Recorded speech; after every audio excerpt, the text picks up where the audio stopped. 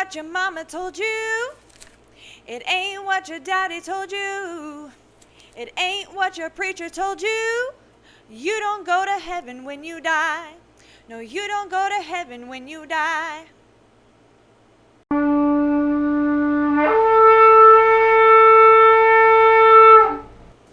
We're back, everyone. This is round 2 of the Big 5 Lies. Are you still deceived that everyone that dies goes to heaven or hell?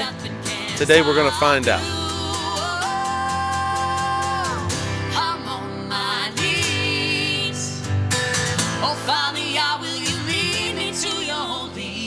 Hey, everyone.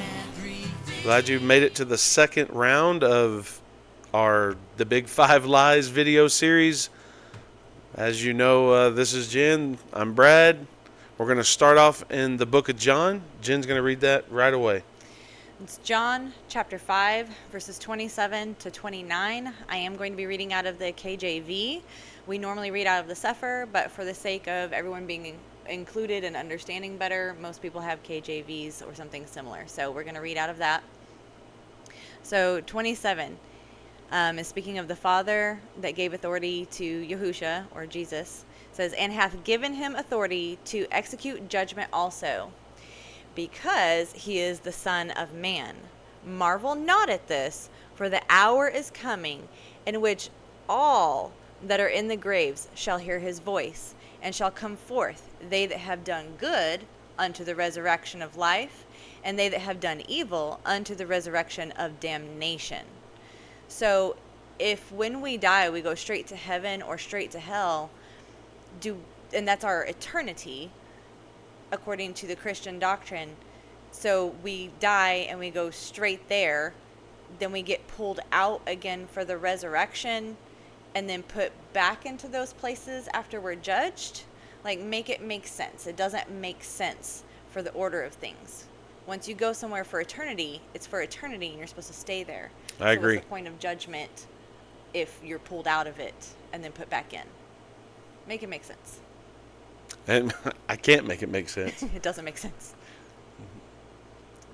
All right, so next piece we're going to look at, we're going to jump into 1 Thessalonians 4:13 through 17.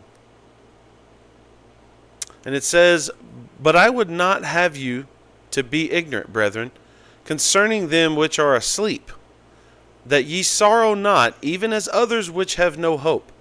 For if we believe that Yahusha died and rose again, even so them also which sleep in Yahusha will Yahuwah bring with him.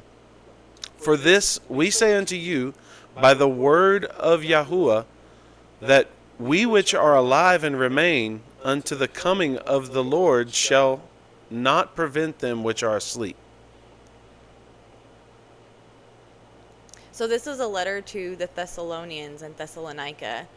And this is something that he was telling them not to be ignorant of. He's saying this is actually a really important part of your faith. This is the hope and the promise that we're supposed to encourage each other with, that if we hold to the faith and we fight the good fight, like he writes to Timothy, I fought my fight to the end of the race, or to the end of my life, that we will be resurrected unto eternal life and not to damnation. So this is a really important doctrine and really important theology that we need to pay attention to, that he was bringing special emphasis to the Thessalonians with. Yeah, and you see a lot, and as I grew up, a lot of family members have passed away, and there's a whole lot of the preaching going on in the middle of your funeral, as they call it, and they specifically tell you that this person is now with Jesus, or this person is now in heaven and jumping around and with joy. We always had, in my family, just to throw in there, we always had like running jokes because my family really loved to cook, particularly my dad. So like my dad went to heaven, right, as we were told, because I hadn't looked into this yet. Sure. And they were like, oh, he's up there cooking for all the angels. And then when my great-grandmother passed away, they said, oh, Grammy's up there now cooking with your dad, and they're just basically throwing a food party for the angels.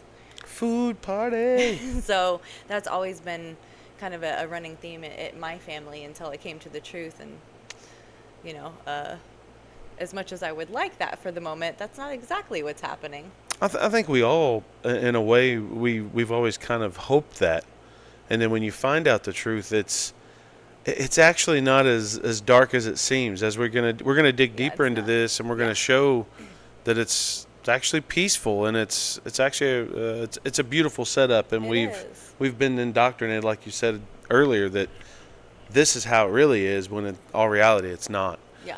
We're You just gonna have grab to read the a verses. Yeah, You know? you got to actually look at it. Let's see what it says. Look at the context. We're going to look now at Luke 8:52. That's a good one. Let's bring that in real quick. And when he came into the house, he suffered no man to go in, save Peter and James and John and the father and the mother of the maiden. And all wept and bewailed her. But he said, Weep not, she is not dead, but sleepeth. And they laughed him to scorn, knowing that she was dead. And he put them all out, and took her by the hand, and called, saying, Maid, arise. And her spirit, her ruach, came again, and she arose straightway. And he commanded to give her meat. So he said to feed her. Yeah, He's like, immediately. she's not dead. She's asleep. And they're like, dude, rigor mortis is setting in. She has no blood flowing. Her lips are purple. She's not breathing. They're like making fun of him. Yeah, yeah. It says they laughed him to scorn. So they're making fun of him, much as you did. I mean, you told me I didn't know what concrete looked like the other day. so, so he's trying to tell them she's not dead. Like, yeah, she may be earthly dead, but she's sleeping, which we'll find out why as Yeah. we read some more verses. But That's he was right. able to bring her back to life as we see it on earth, but really he awakened her from sleep the same way we will be awakened at the resurrection. That's right. All right, let's move into 1 Corinthians 15, 51 through 52. Which kind of concretes my point about the... Yeah. Let's look at it. You have through 51 on there. Yeah, I got 48 through 51. Let's look at it. As is the earthy, such as they also that are earthy. And as is the heavenly, such are they also that are heavenly. And as we have borne the image of the earthy, we shall also bear the image of the heavenly. Now this I say, brethren, that flesh and blood cannot inherit the kingdom of Yah, neither doth corruption inherit incorruption. Behold, I show you a mystery. We shall not all sleep, but we shall all be changed. And then 52 goes on to say at the seventh trump that there will be a shout and the trump of a shout of an archangel, and then we'll all be caught up. And so the important part of this is that he's saying we were earthy and then we'll be heavenly. And we'll do a separate video on this, but I have to point out, and Brad's probably going to be agitated at me for pointing this out. I'm already agitated. But I have to point out, also, a lot of people think that when we die, we become angels. Like, Oh, yeah. my best friend passed away, she's my guardian angel. Or, oh, my brother passed away, he's my guardian angel.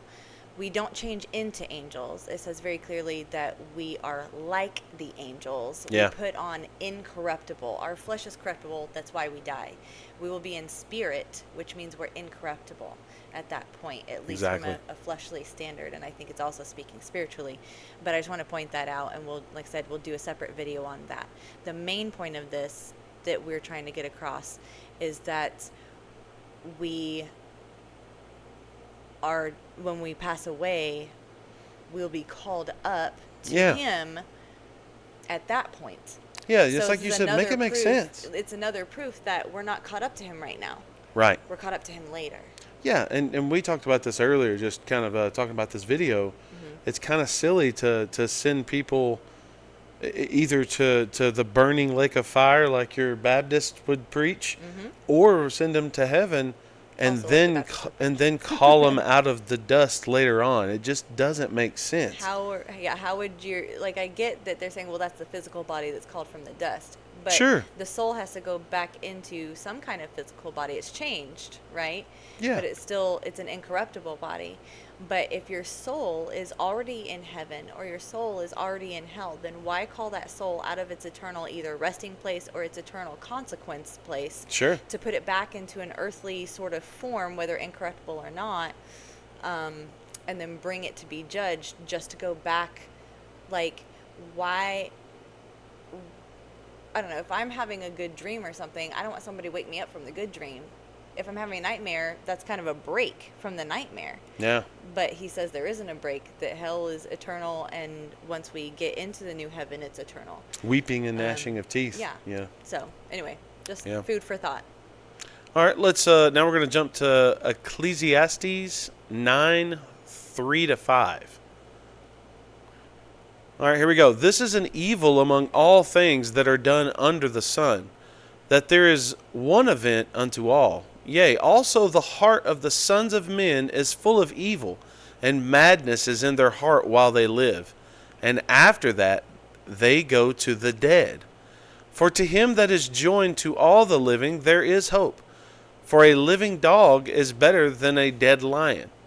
For the living know that they shall die, but the dead know not anything, neither have they any more reward, for the memory of them is forgotten. So I think that's pretty strong. That's strong words. Well, I wanted to look kind of at the end of one of that first portion of the verse, if we can pull that back up really quick. Okay, yeah, On let's do that. the first portion, you'll see where it says at the end of verse 3 particularly, it says, and after that, so after we've run our race on earth, after we've done all the sins we're going to do, whether we try to follow Yahuwah or not, we're all filthy rags. Yeah. We all have sinned. The point is to try not to sin or not to go against the commandments. But regardless, it says, and after that, after their time on earth, then they go to the dead. It doesn't say that they necessarily just die, although that's what right. we have to do to go to the dead.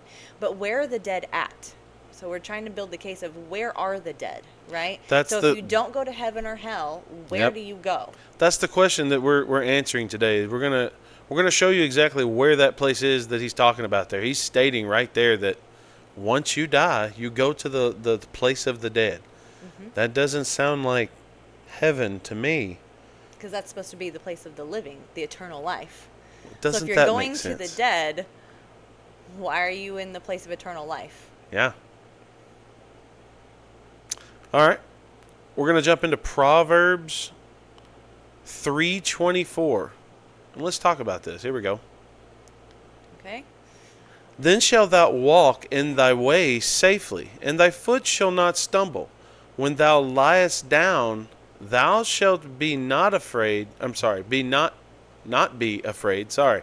Yea, thou shalt lie down, and thy sleep shall be sweet. Okay, so this again is talking about when you walk with Yahuwah, when you obey the commandments, when you have love for the Father, and you have the atonement that the Son gave us through his sacrifice of himself voluntarily. That's right. To lay himself down for his friends, right? It's talking about you will be walking in the straight path, and because of that, when you go to sleep, again on earth it looks like death, but when you go to sleep, your sleep will be sweet. So that's sweet dreams, happy dreams, good thoughts, etc. Yep, exactly. So this is showing that you'll be asleep. Are there any other places that show that we'll be asleep and what that sleep means? Yeah, let's look at one. Okay. Psalm 4:8. Here we go. Let's listen to this one. There be many that say, who will show us any good? Lord, if thou lift up the light of thy countenance upon us, thou hast put gladness in my heart more than in the time that their corn and their wine increased. I will both lay me down in peace and sleep, for thou, Lord, only makest me dwell in safety. So does anybody ever wonder where the term rest in peace or RIP came from? That's on R.I.P. tombstones? So this was something that is still said, but very many people don't understand. So when it means to rest in peace, people think they're alive in heaven, but then they go into the tombstones and they put rest in peace, and they say, oh, I hope you're resting well. So how are they resting if they're awake and in heaven? Or how are they resting if they're awake and they're in hell, particularly? That's not It's restful. fair.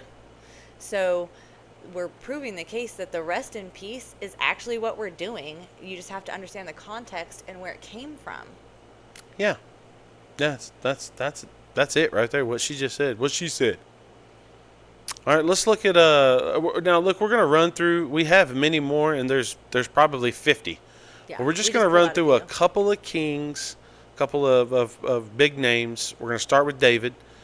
This is many times the kings slept with their fathers, laid down for rest. Here we go. Let's look at David. Now this is 1 Kings 2 verse 10.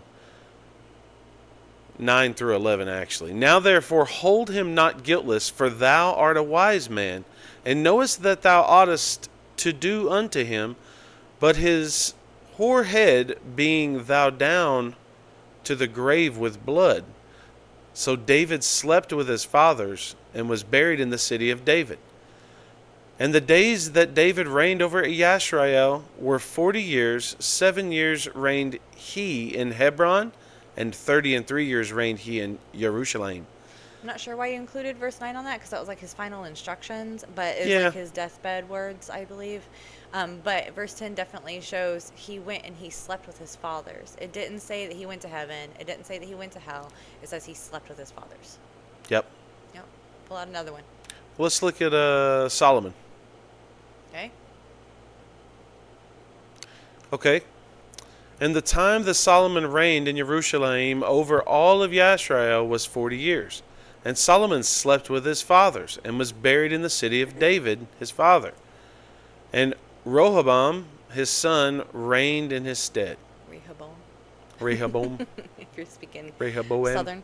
Anyway, yeah, so 43. Solomon slept with his fathers also.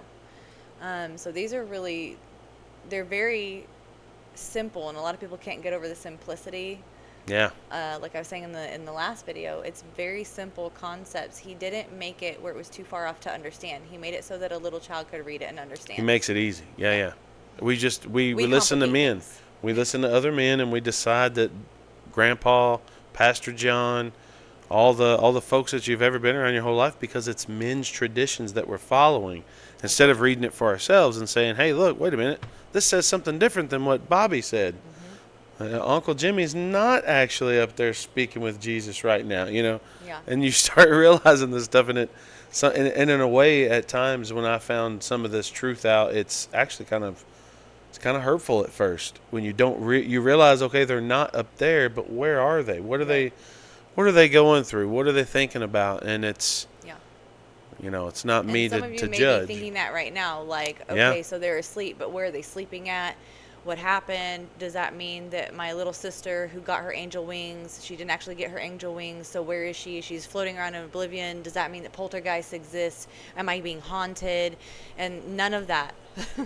None of that is what we're saying. No. And we'll get to the punchline here pretty quick. We only Yeah. have a couple more verses to go over. So now we're going to look at Daniel, and this is kind of at Daniel's end, but we're going to show that this kind of goes with what Jim was saying earlier. Daniel is speaking here in these few verses, and you cannot deny that this is after his time. This is at the end. This is actually an angel telling him what's going to happen to him at the end. Yeah, at the end. He's Yeah. speaking about the end. Let's look at it. This is Daniel chapter 12 verse 9 through 13. And he said, Go thy way, Daniel, for the words are closed up and sealed till the time of the end. Many shall be purified and made white and tried, but the wicked shall do wickedly, and none of the wicked shall understand, but the wise shall understand. And from the time that the daily sacrifice shall be taken away, and the abomination that maketh desolate set up, there shall be 1,290 days. Blessed is he that waiteth, and cometh to the 1,335 days. But go thou away till the end be, for thou shalt rest, and stand in thy lot at the end of the days. So verse 13 particularly in this passage. So he's explaining all this stuff's going to happen, the same as Yahusha does in chapter 24 of Matthew, where he's like, all these things have to go, but still the end is not yet, right? So he's like summarizing what Matthew 24 is saying. That's right. To Daniel, and he's saying, go your way. People will understand at the end. Knowledge will be increased, etc. is another verse in that chapter.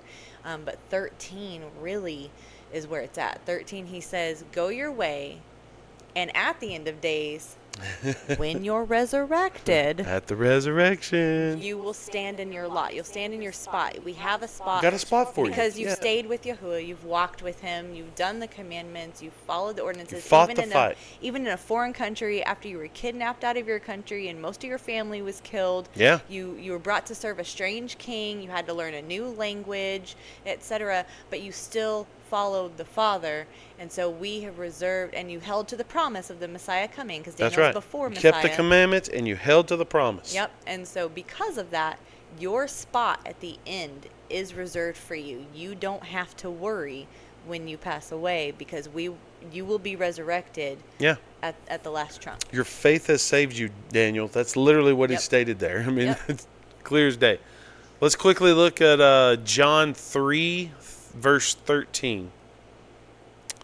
And no man hath ascended up to heaven, but he that came down from heaven, even the Son of Man which is in heaven. Okay. Again, this is... Nobody has ever gone up and into the actual court of heaven. That's right. Now, I will point out in Revelation... Yeah. The martyrs. There are martyrs that are under the altar at heaven, but that's not really inside of the heavenly realm. No one has seen the Father. That's right. Face to face, right? Some debate whether they've seen his backside, but no one's seen the Father face to face. That could be debated, sure. And we won't get that pleasure until we enter into the new heaven with the new earth. At the end, after Armageddon, after the 1,000-year millennial reign, after what I term the battle for the end. The battle for the end, the big war. Judgment Day, which is where all the souls are judged. The dead are resurrected. And to that point, think about it. We all know, anyone that even goes to the normal, everyday 46,000 denomination church, they at least teach that heaven is going to be coming down, because you can't run from that Revelation verse. It says it's going to literally come down from heaven, and it's going to make its known spot on earth. So it's actually coming to us. Mm-hmm. The what was that you said earlier? The pearly gates is not going to have Peter standing at the pearly gates saying, "Come on in." Peter's not the one that tells. Excuse me. Peter's not the one that tells you whether you can get in or not. And a lot of people don't even know what the pearly gates are. They just think they're pretty white pearly gates that he's sitting in front of. Yeah. And again, we'll do another video on that one.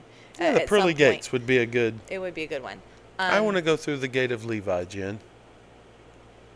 Okay. But anyway, so we'll do another video on that one later. But Peter's not the one that lets you in or out. It's the Father that lets you in or out based on what his Son, the testimony of Yahusha. That's why it says, keep the commandments of the Father and have the testimony of Yahusha. Right? That's right. So just like Daniel did.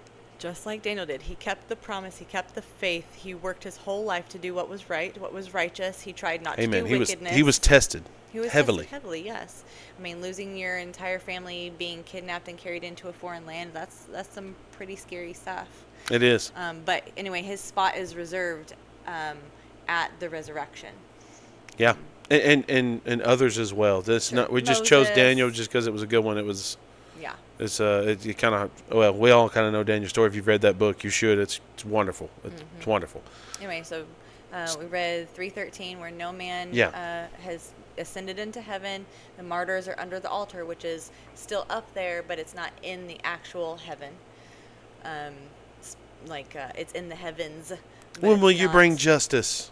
Yeah. Vengeance. Let's do it. Okay, real quick, and we're going to explain something. There's another book. We started with the New Testament. We kind of ran through some of the Old Testament because we know people dig into the New Testament and try to grab Paul first, and we grabbed Paul just for y'all.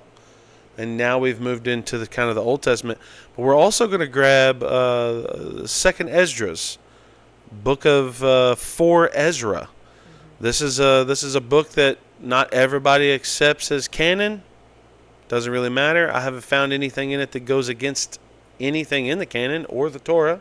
Well, the canon was made by men, Well, not by Yahuwah. yeah, we can get into that another time, but this this is is what people call an apocryphal book. it is. It's an apocryphal book, according to man. I believe that it is inspired. Personally, if you haven't had a chance to read it, you should.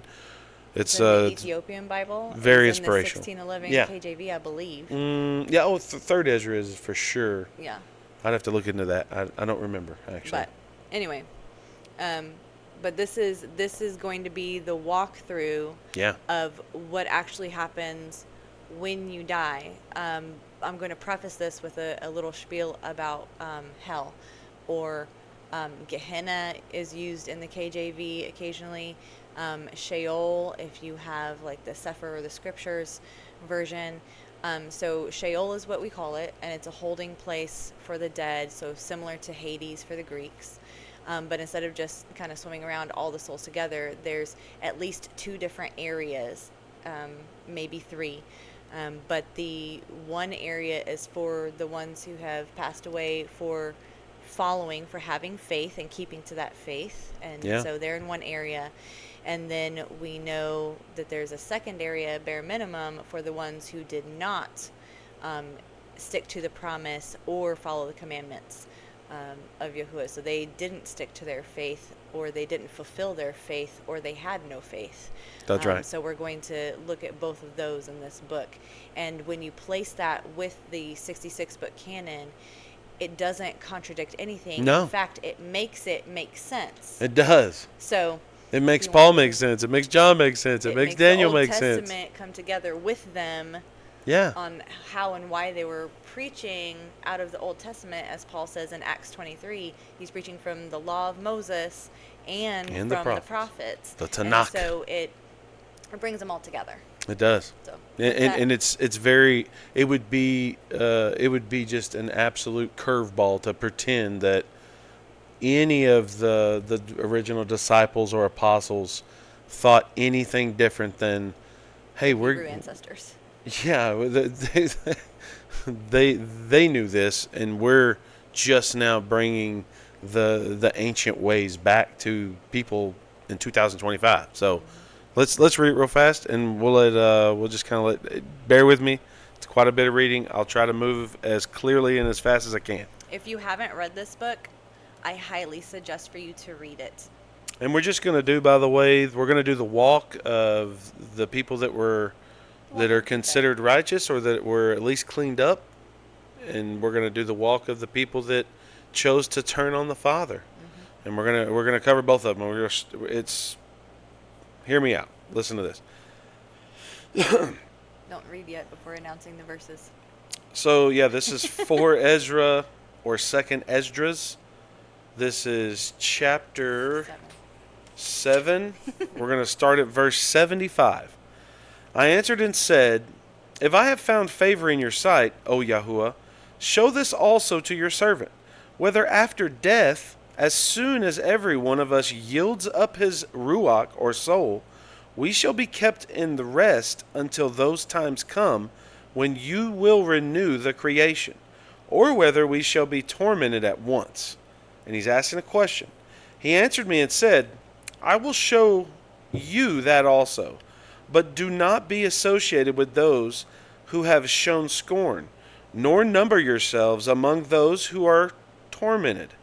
For you have a treasure of works laid up with El Elyon, but it will not be shown to you until the last times.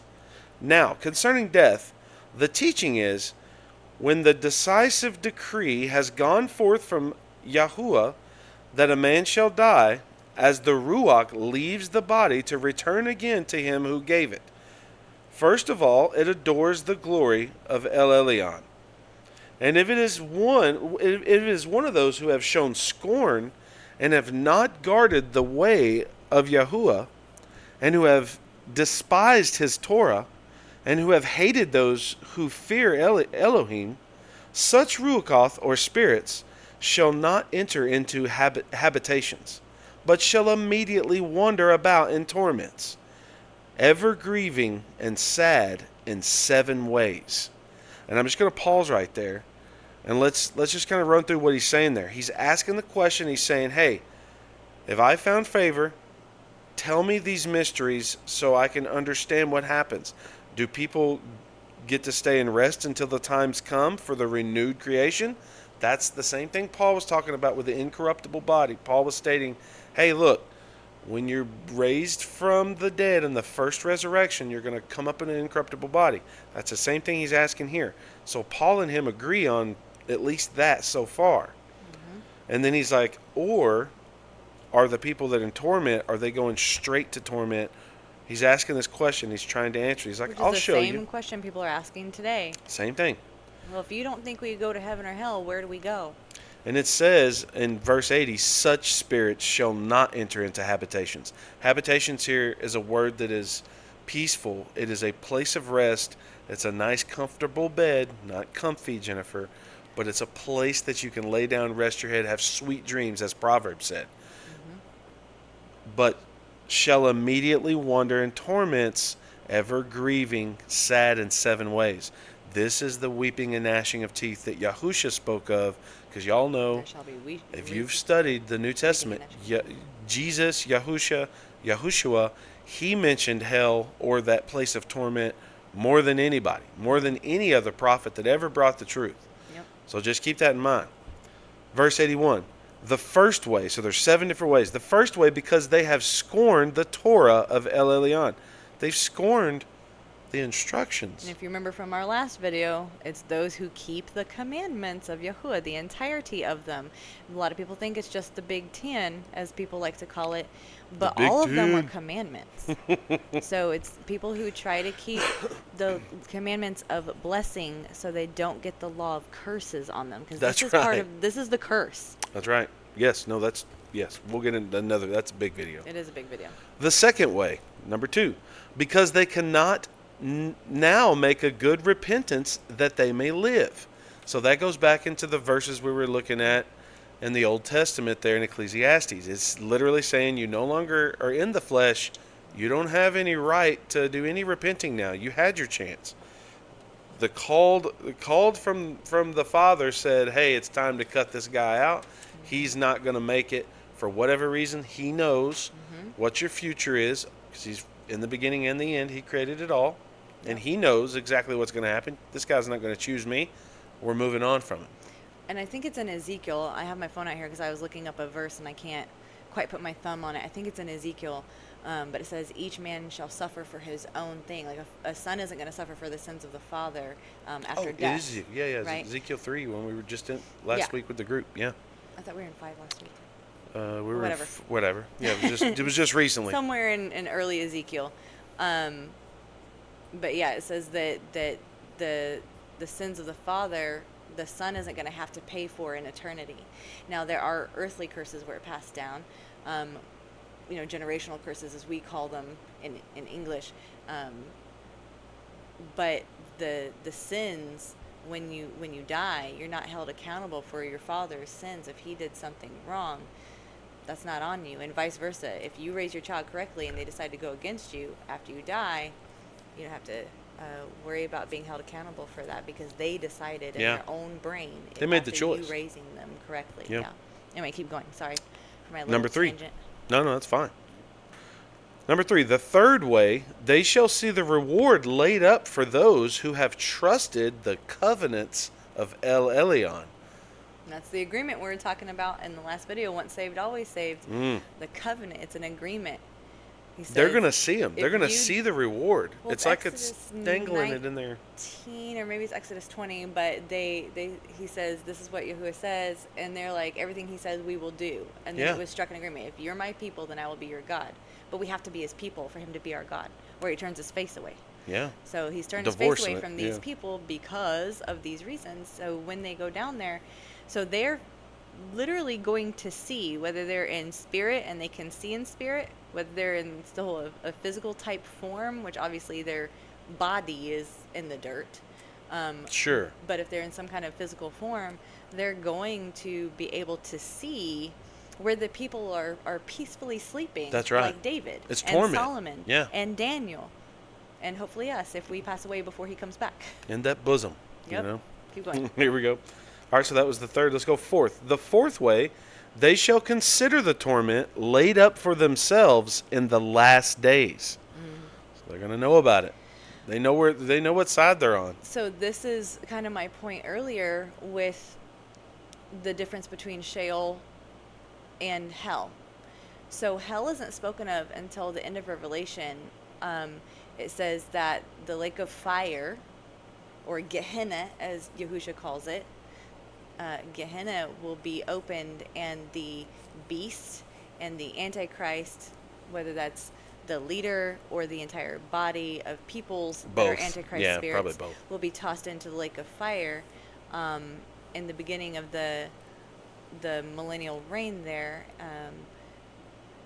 But it doesn't spread across the entire earth until the earth passes away at the end of everything in judgment, right? Yeah. And that's when the rest of the spirits who are brought up from the dead and the second resurrection that are wicked, which are these people, because they already know they're going to be tossed into that fire.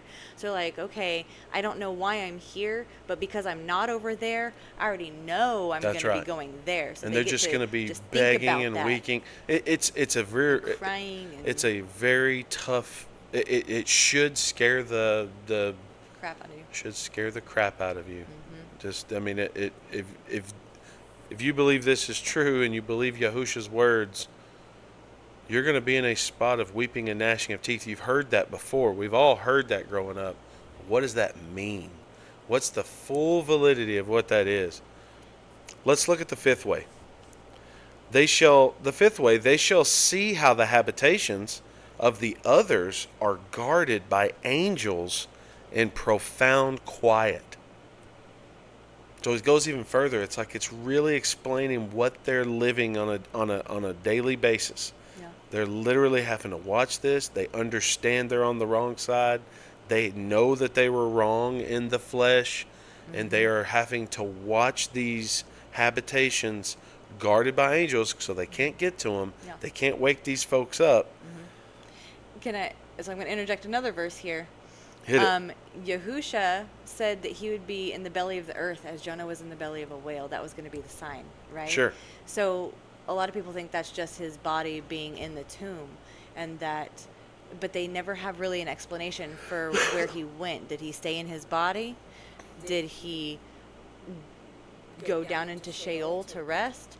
Did he go up to heaven? Because when he comes out of the tomb, he says, "Don't touch me, for I haven't ascended to my Father yet." Right, is one of the things he says, until he lets Thomas touch him in the side, right? Yeah. But he told Mary not to touch him because he hadn't ascended to the Father. So in the period of time that he was dead, he descended into the belly of the earth, which is where Sheol is, with the keeping place of the dead. And in Peter, 1 Peter 3:19-20, I found it on my phone. Sorry for I'm not trying to be distracting. But it's a very helpful utensil, tool. Anyway, so it says, by which also he, Yahusha, Jesus, went and preached unto the spirits in prison, which sometimes were disobedient, when once the long-suffering or patience of Yahuwah waited in the days of Noah, while the ark was a preparing, wherein few, that is 8 souls, were saved by water. So he's down there preaching to the souls even that were dead from Noah's time. So that's They've been in there a long minute. That's a full time. Well, 6,000 years, or well, no, Roughly. 4,000 for sure. 1,500. Yeah, 4,000 Yeah, roughly. ish. They've been down there a long time. Yeah. So that's how long these souls have been there, crying and weeping and saying, "Oh, I made a mistake. We drowned in the flood, and now we're here, and we're not going to get released from here until Judgment Day." And we already know in Judgment Day, we listened to Noah. We heard what he was saying, so we already know we're going to go into the fire that's going to destroy the earth. They're going to get both. They're going to get both major judgments. Not that there wasn't a lot along the way, punishments. So that's where Yahusha was, according to Peter. Yeah. According to Yahusha's own words, but to put that in context and understand what he meant by the belly of the earth, then we go to these verses and understand that Sheol is in the belly of the earth. For sure. Yeah. It's down, not up. Yeah. Not in heaven, Joanna. Or what was her name? Cousin Susan? Cousin Lucy. Oh, Lucy. She's not in heaven, guys. All right, so let's do the sixth way. They shall see how some of them will pass over in torments.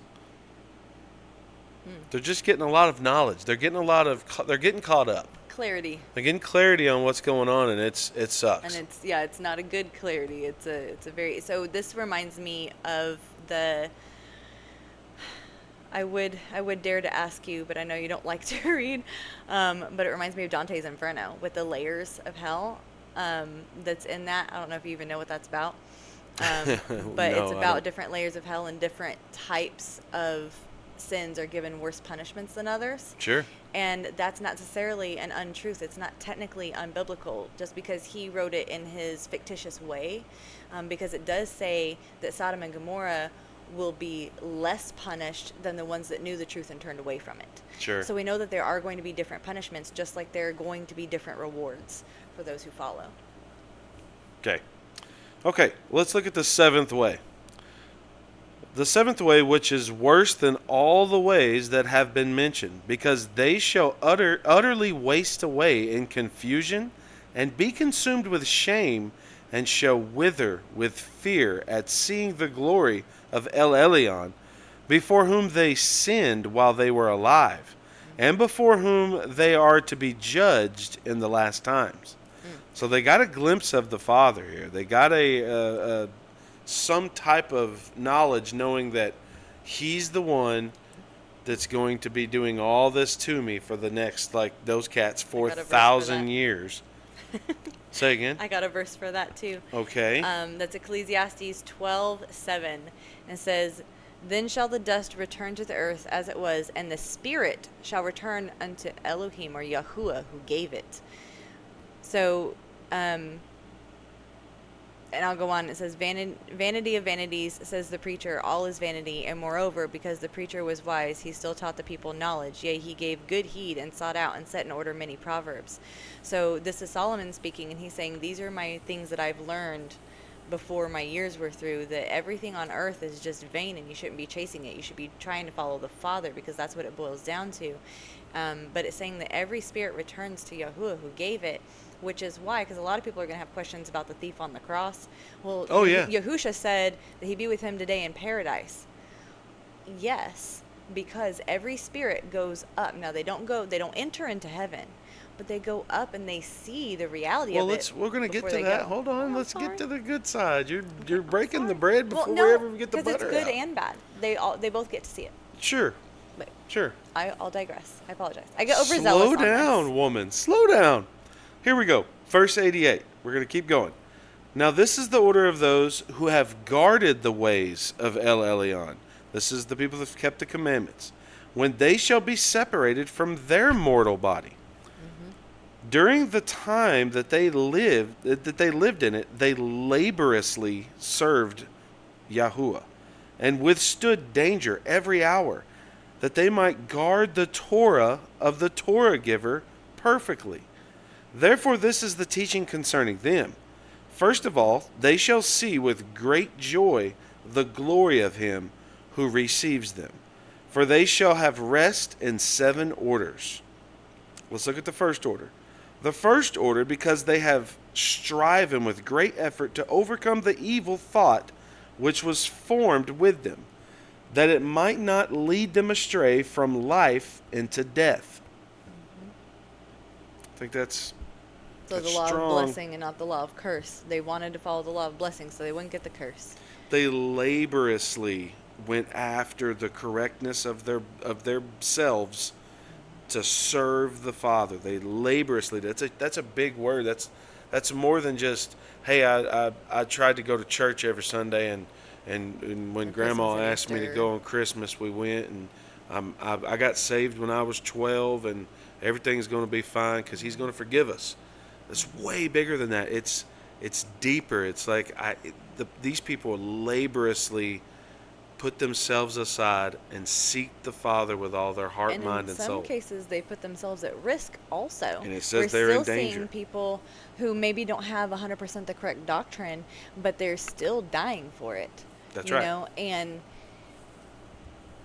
it in Matthew it says that you'll be delivered up for affliction, that he who endures, just like Daniel, a lot of his family got killed and he was kidnapped and dragged into another land and he had to learn a new language, but all the while he stayed true to Yahuwah.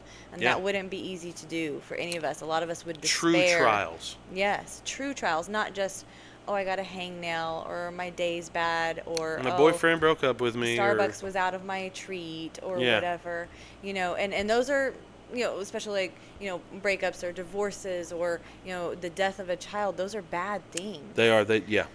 But that's also what Paul was talking about with the fruits of the Spirit. Long suffering or patience in your faith through those trials is what Paul was talking about. He wasn't just saying have patience with your kids or have patience with your coworkers. He was saying to be long suffering. Read the book of Job. Yeah. That's a really good example. Anyway, Yeah. keep going. All right, so the second order, these are on the good side, because they see the perplexity in which the souls of the wicked wander and the punishment that awaits them.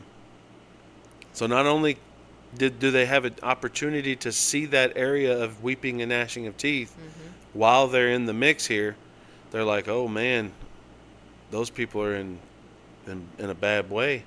Well, that's on their entrance in, right? Because That's we know right. eventually they sleep, because the That's people coming. on the bad That's coming. side can see the sleep, right? Yeah. So, but yeah, this is like on their entrance in. And it's very similar to the parable that Yahusha told. If we want to bring Jesus or Yahusha into it, he told about Lazarus in Abraham's bosom. Yeah. And maybe it was Lazarus that was asking, I don't, off the top of my head, but regardless, dude was on one side of a chasm asking for water, just a drop on his tongue. Just Let me give get a drip. A drop of Yeah. water. And they're like, we can't. Can't help you. Yeah, and that's what's kind of going on here. So this makes me think also that Yahusha was reading this. As far as like reading it as and then turning it out as a parable for people to understand, even though this seems pretty straighthtforward. But he knew all this, I would assume. just but dumbing it down even further. Okay, listen, there were these two guys. Yeah. One was on one side and one was on the other. One's on the good side, one's on the bad side, and the bad side dude is asking good side dude for a drip of water, just one drop for his tongue. Could you toss me one for my tongue? It's dry. To give a good warning, but simplistically. So this is further than that. But Sure. Keep going. I agree. All right, and let's see here. The third order. They see the witness which he who formed them bears concerning them, that while they were alive, they guarded the Torah which was given them in trust. That's amazing, because in the end, beautiful. in Revelation 21, I believe it is 27, I believe it is. It says, no wise anything defiles, neither whatsoever works abomination or makes a lie, but they which are written in the Lamb's book of life. So they already know they're written in the Lamb's book of life at this point, so they get to see what's written about them before they get into their slumber place. They already know that they're not going to be tormented, so they at least are in. They can rest assured that during this judgment period that's coming, in the end, like Daniel said, that they're going to be peacefully resting with sweet dreams, like we read in it would Proverbs. be very comforting to know, like, hey, this is what we have for you. So you're going to get a pass. This is your bed. Just to let you know. Yeah. So crawl in, get tucked in. Crawl in there. You got this. You got angels standing outside your door. It's He's fine. He's going to guard you. None of those bad people can get you anymore. That's right. You've been through such bad things on earth. You've been tried in many different ways. You've pushed through them. You've endured. But you have fought the good fight. You fought and the you good won. fight. Yeah. And just one other is Revelation 20 and verse 11 and 12. And I saw a great white throne and him that sat on it, from whose face the earth and heaven fled away, and there was found no place for them, which speaking of the dead that were resurrected, secondly, the other dead. And I saw the dead, small and great, stand before Yahuwah, and the books were opened, the books. And another book was opened, which is the book of life. And the dead were judged out of those things which were written in the books, or sepharim, or letters, writings, according to their works. So they already know what this is going to say about them, what this particular book is going to say about them before they go into their slumber. For sure. It's a good point. All right, verse 95. The fourth order, they understand the rest which they now enjoy, being gathered into their chambers and guarded by angels in profound quiet, and the glory which awaits them in the last days. I mean, this lines up perfectly. Until the last trump, because when you hear that so trumpet, loud, it's gonna, and the shout of an archangel, right? Yeah. A trumpet and a shout of an archangel, and then you're gonna be like, it's like the cock-a-doodle-doo, and you're like, oh, that was a great nap. Man, I've been sleeping so peacefully. And then you're brought before the Father. Like, how beautiful is that? Well, actually, you're brought into the millennial kingdom, and you get to work with Yahusha. So you're actually brought before Yahusha first. But then on Judgment Day, where he reads the books or whatever. But either way, you're brought into the kingdom knowing that you've already made it. I always compare that to, like, senior graduation, right? So you are not officially graduated until you receive the diploma. But you don't have to take any more classes, usually. Toward the end of the year, you just kind of either sit around or you're excused to go home for a couple of weeks because you're done with school and the teachers are tired of you. You're waiting on the official. And so that's what I like in the first resurrection too, is they already know, because they've been sleeping, they already know what they're going to get judged with, but they're awakened at resurrection before the millennial kingdom, if they're in this side. You know what's sad is the other people know too. They know, yeah. Yep, because they're awake the whole time, right? Yeah. All right, let's look at the fifth order. The fifth order, they rejoice that they have now escaped what is corruptible and shall inherit what is to come. And besides, they see the straits and toil from which they have been delivered, and the spacious liberty which they are to receive and enjoy in immortality. They literally understand now how much freedom this is going to bring and how beautiful it is. As a human, we can't fathom it. We don't even know. Yeah, we have no clue. Yeah, like we still debate over stupid things. Yeah, like when's the calendar and how to keep Torah and the same exact things. Or whether we should. Well, yeah, that. I'm saying even in the Torah community, we've got arguments going on about things that aren't fruitful, and it does not really matter at the end of the day. We're going to all find out. The kingdom, Yahusha is going to correct us. It's our heart in the matter, and that we're trying. Yes, do your best. Read, discern everything the Father will give you. Rightly divide the word. Rightly divide. Do your best to be in prayer with Him, and He will reveal what you need. Yeah.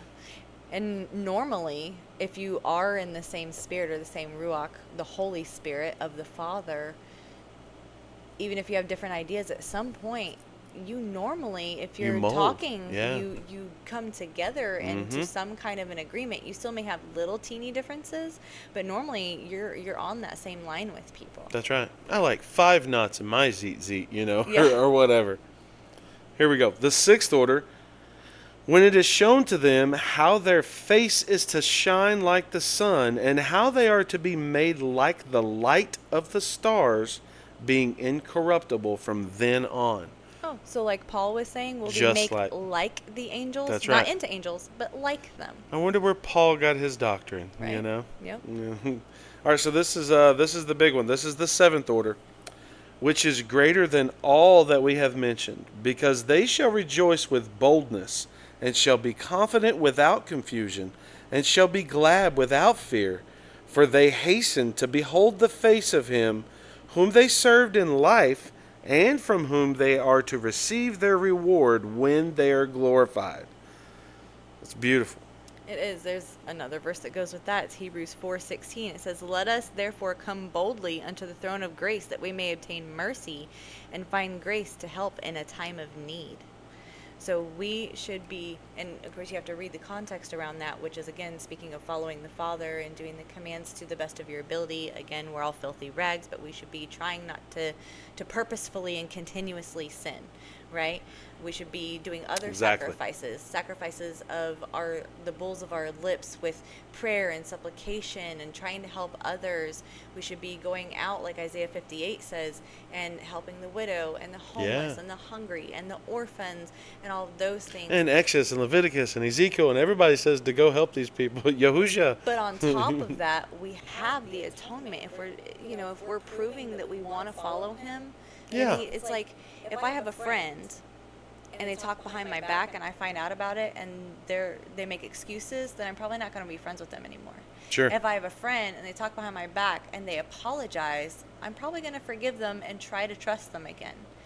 If I have a friend that doesn't talk behind my back and tries to help me and encourages me, that's probably going to be my best friend, right?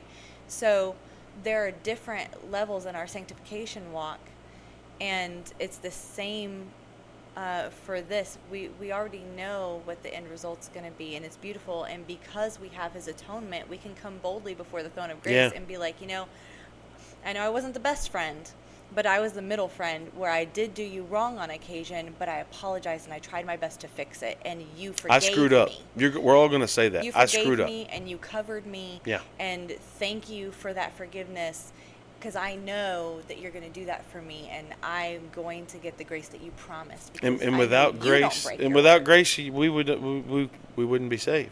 Yep. If he didn't forgive us, we would be in utter confusion, just And like chaos these other and cats. gnashing of teeth and weeping and where did I go wrong Yeah. and all the things. Yeah. Yep. So it's a beautiful thing to be able to come with that confidence and that boldness and that just hope. And Paul even says to encourage each other with these words Yeah. in Corinthians. I Yeah, think we it's just chapter read that. 15. Yeah. Yeah. Encourage each other with these words. Know what your end is going to be. Yeah, this says in confident. Be confident without confusion. Yep. And in Jeremiah it says, I have plans to prosper you, not to harm you, plans to give you hope and a future. But if you look at the Hebrew of that, the hope in the future is a remnant or a seed that is still doing what's right, that is going to be there at the end, that that there's at least some people, and if you're following, you're going to be part of that remnant. Yeah. The remnant is small.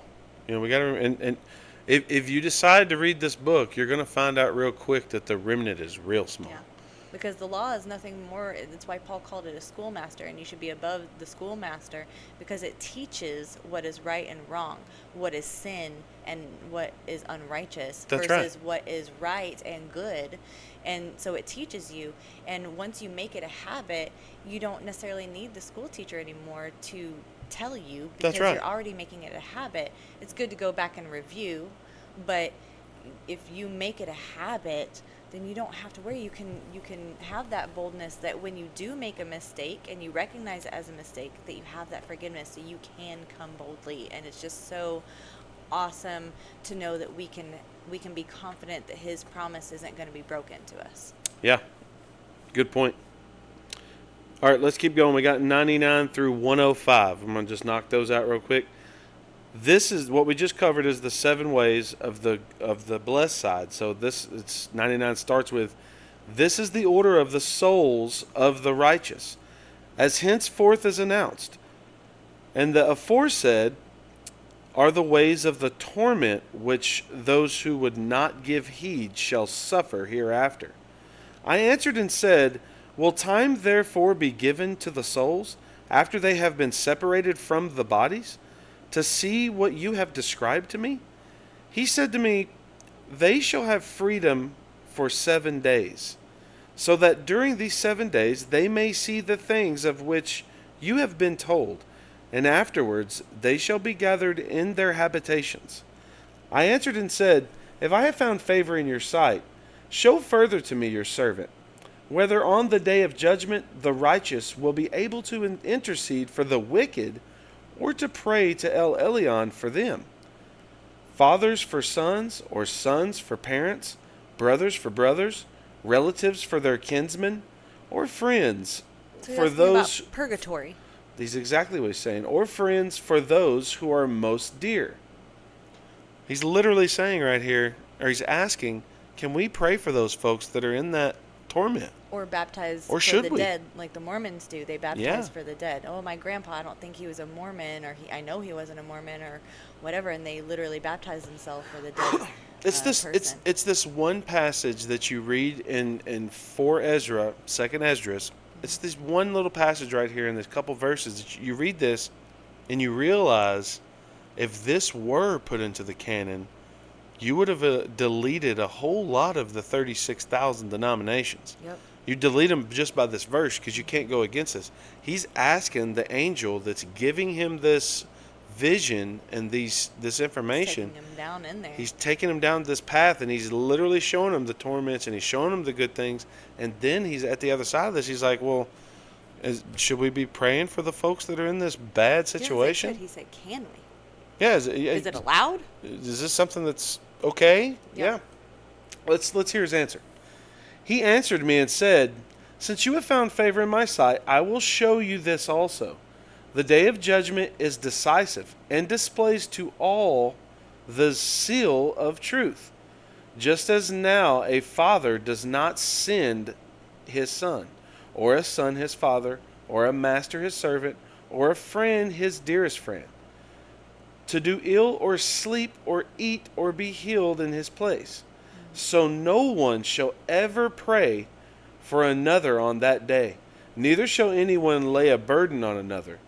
For then every one shall bear his own righteousness and unrighteousness. Which matches up perfectly with Ezekiel, where he says, the father shall not bear the sin or iniquity of the son, and the That's son right. shall not bear the sin or iniquity of the father. Yep. It's a perfect match. And it's sad, but the angel's literally saying, you can't pray them out of it, particularly on the day of judgment. When you are in, say we're in line. I don't know if we're in a line or a group, or if we're doing it individually. Like, it Or doesn't spiritually. necessarily. It seems as though we're all gathered together and we're separated. You know, Wheats and tares, like on goats and on two sides. sheeps, yeah. Just like it says here, we're separated, but we're in the same area, right? That's so right. It seems like half of the floor is here and half of the floor is here. And when you see, you'll be able to recognize. I don't know, again, if we're going to be necessarily in a physical, like, you know, you remember your grandma being a certain way. Is she going to be in her grandma suit? Will you recognize her? You know, but we'll have some kind of familiarity, Right. and you'll want to intercede for them because Yeah. you want them to come with you. And unfortunately, You want to drag your dad. You want to Yeah. drag your brother. You want to take your grandma. And because we don't know anyone's hearts, we really don't know actually who is or is not in heaven or hell, or who is going to heaven or hell. Well, I think we do. I think you know Well, you them can by know their by the fruits. fruits, Yeah, right. That's the only way. But there's a lot of people who do wrong things and have such a bad feeling about it. Like David, her husband impregnated her. He was like one of his friends. Then he let him stay at his house and was like, no, go stay with your lady. But he was too good of a man to do that. And then he gave him his own death order in his hand, which he didn't open, by the way. And he gave it to the general, and it said, yeah, kill the guy that sent this message, and had him killed on the battlefield. But David was a really big sinner. He murdered, he lied, he hid with his filth, etc. But he had a heart after Yahuwah because he recognized and he humbled himself and he repented and he never did it again. And he probably carried that guilt. It cost him his kid, and he carried that guilt until his death, really, I would think, as a human, just going over like his mistake. For sure. Yes, I can let that go because I know I'm forgiven, but I can't let it go in my heart. And I think there's a difference between knowing them by their fruits and whether they're trying, and knowing them by their fruits in our judgmental human way. Like, oh, well, they messed up again. Okay, we all mess up, right? Well, and sure. So, but yeah, I agree with your point. I'm just pointing out little pieces because we also don't want to encourage condemnation. You have to have righteous judgment, but you have to be sure it's righteous judgment. Yes, we're Yeah. not here to condemn anybody. That's Right. not our Just job. wanted to clarify. We're pointing out the instructions, and we're trying to show you that you've been lied what you're to. getting, yeah. This is number 2 of the big 5 lies, as Jim was doing at the beginning. It's number 2. We've got 3 to go, and there's way more than just 5. These are just some big ones that pop Heavy out a lot. hitters. They're heavy hitters, and thinking that I forget her name again, but cousin Susan is Lucy. Old Lucy has made it up to heaven as soon as she died while she was, that's a great thought, and it would be wonderful if that were the case, but it's just not, and it's not something that we don't even like going to funerals. No, and It's I will say we go to them almost begrudgingly. We obviously don't make a show of it. We're not like, oh, we're sitting in the back with our, we don't do that. Screw But you we're not guys. excited to be there. We go more for the respect of the family members that are still alive, because we know that person's not in that body anymore. Sure. But every time that the preacher who's up there doing the funeral service Every time. says something incorrectly, we talk amongst ourselves like, okay, we can't say it in the middle of a funeral. That would be very disrespectful, and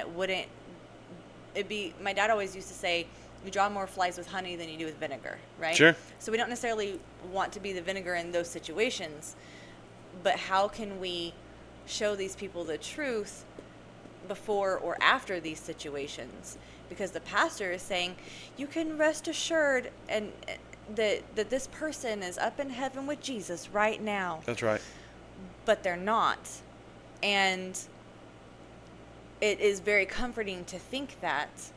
But it's almost more comforting to know that they're asleep and they're having good dreams and they're It is. safe. That was our They're punchline. safe. By the way, we mentioned in the middle we have a punchline coming up. That's the punchline. It's not that they not only did they get the information that they needed to know that it was right, they did a good job. They know where they're going.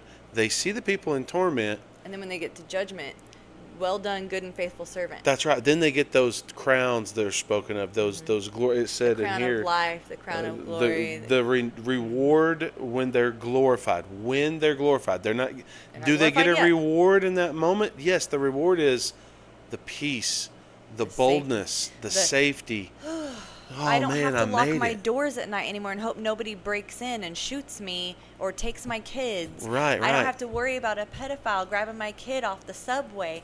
I don't have to worry. Extreme, Jennifer. I'm sorry, I'm a parent, and even though we don't live in the city anymore, every time I take my kids anywhere, even if it's in our town, I am not overly terrified, because what's the use of being scared? He says by worrying you can't add a day to your life, right? Well, sure. But I'm very cautious, and I Well, you're look not at people stupid. and their mannerisms. I'm Yeah. not naive. I have lived in the world enough to know that lots of bad things happen. If you've watched my testimony, lots We're in of the bad days things of Noah. happen. Yeah. If we're not, I'd like to know what they were like, because we're pretty dang close. Sure. You know, like if we're not. But yeah, we want to just have that feeling like it's over. I passed my test. And it's I don't have actually to do it beautiful. anymore. It's not. It's they did get 7 days of freedom. Yeah. They did get to see the And Father. they got to ask questions. They got to ask questions. They got some Got more to clarity. understand, and they got to see. I want to see what's been written about me. I think that will be such, like, the good things, right? I think that will be such. It'll make you feel good, although you'll see the bad also written about you, which will Sure. make you feel terrible.